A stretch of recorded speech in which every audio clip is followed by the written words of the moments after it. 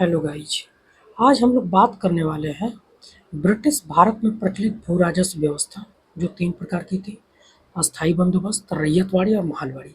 इसमें से अस्थाई बंदोबस्त से संबंधित एग्जाम में बहुत बार कंफ्यूजिंग क्वेश्चन पूछे गए हैं, जैसे यह व्यवस्था किसके साथ की जाए, इसको लेकर किसने उसका विरोध किया था, किसने उसका समर्थन किया था, या फिर किसने अस्थाई बंदोबस्त का ही विरोध किया था। तो आज हम लोग उसी पे बात करेंगे। तो लॉर्ड कॉर्नवालिस के अस्थाई बंदोबस्त में जब वो एक व्यवस्था बना रहा था तो उसके 2 सहयोगी थे। एक था जेम्स ग्रांट और दूसरा था जॉन शोर। तो जो जॉन शोर था वह यह व्यवस्था जमींदारों के साथ करने में पक्षधर था। इसके पीछे उसका बैकग्राउंड भी प्रभावित कर रहा था उसको, क्योंकि वो इंग्लैंड के लाट समाज से आता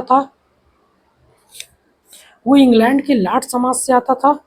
और वो कहीं न कहीं ज़मींदारों का पक्ष ले रहा था। और जबकि जो जेम्स ग्रांट है, वो एक नौकरशाह था, वो किसानों के पक्ष में था।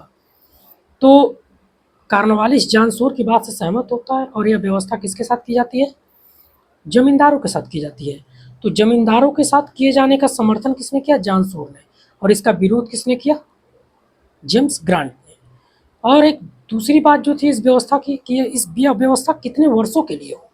तो जो जॉन शोर था वो चाहता था कि यह व्यवस्था 10 वर्ष के लिए हो, जबकि कॉर्नवालिस चाहता था कि यह व्यवस्था अस्थायी हो। तो हम लोग देखेंगे कि प्रारंभ में तो यह व्यवस्था 10 वर्ष के लिए होती है, लेकिन 1793 में इस व्यवस्था को कॉर्नवालिस अस्थायी कर देता है और सूर्यास्त का नियम ला देता है। ठीक है। तो अगर आपसे पूछा जाए कि अस्थायी बंदोबस्त का विरोध किसने किया, तब आप जॉन शोर करिएगा। किसने जमींदारों का समर्थन किया? तो जॉन शोर होगा। किसने किसानों का समर्थन किया? तो जेम्स ग्रांट होगा। ठीक है। Thank you.